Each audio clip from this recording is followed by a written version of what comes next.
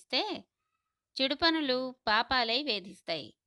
ఇలా ఏకంగా 5,000 ఏళ్ల పాటు వెంటాడిన పాపాన్ని పోగొట్టుకున్న ఒక మహారాజు కథ శ్రావణ మాసం శుక్లపక్షంలో వచ్చే ఏకాదశితో ముడిపడి ఉంది. పుత్రద ఏకాదశిగా పిలిచే ఈ రోజు విశిష్టత గురించి పద్మపురాణంలో బ్రహ్మఖండంలో విపులంగా కనిపిస్తుంది.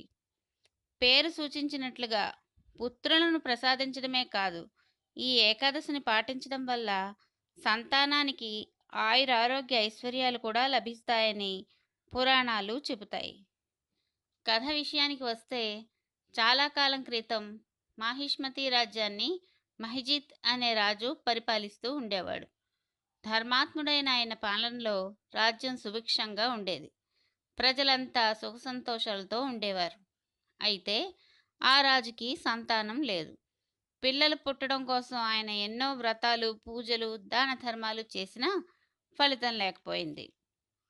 ఓ రోజు మహిజిత్ మహారాజు ఈ విషయమై తన పురోహితులు, రాజగురువుల సమక్షంలో వాపోయాడు.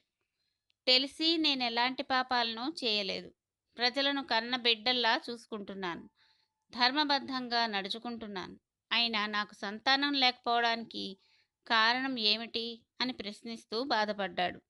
రాజా, మీరు బాధపడకండి. ఇందుకు కారణమేమిటో, నివారణ మార్గాలేమిటో మేము మహర్షులను అడిగి తెలుసుకుని వస్తాము అంటూ ఆ పురోహితులు, రాజగురువులు అడవుల్లోని ముని ఆశ్రమాలకు బయలుదేరారు.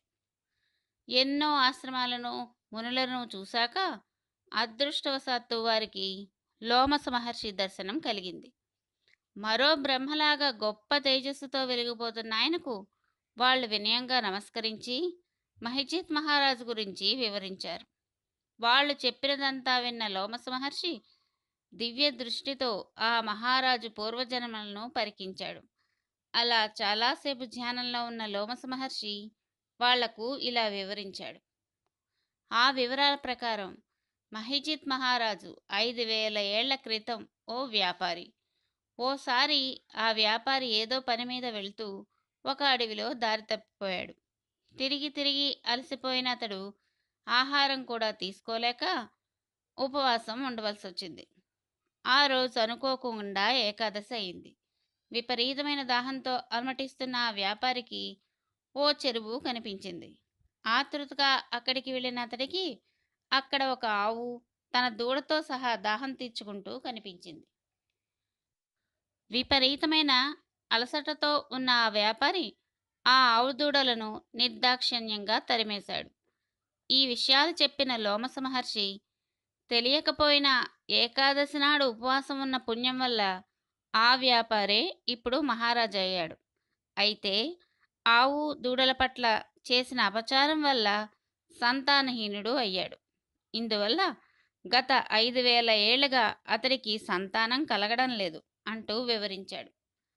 రాజపురోహితులు కోరిన మీదట ఆ పాప విమోచనానికి మార్గాన్ని కూడా లోమస మహర్షి వివరించాడు.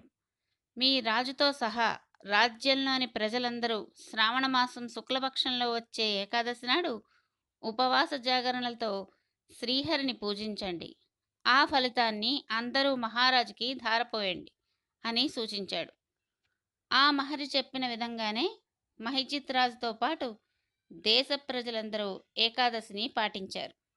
ఆ ఫలితంగా ఏడాదిలోపే మహిజిత్ మహారాజుకి పుత్ర సంతానం కలిగింది. అప్పటి నుండి ఈ ఏకాదశిని పుత్రద ఏకాదశిగా పిలుస్తున్నారు. ఈ ఏకాదశి రోజున ఆవుకి ఆహారం అందించడం, గోపూజలు కూడా విశేష ఫలితాలని ఇస్తాయని నమ్ముతారు.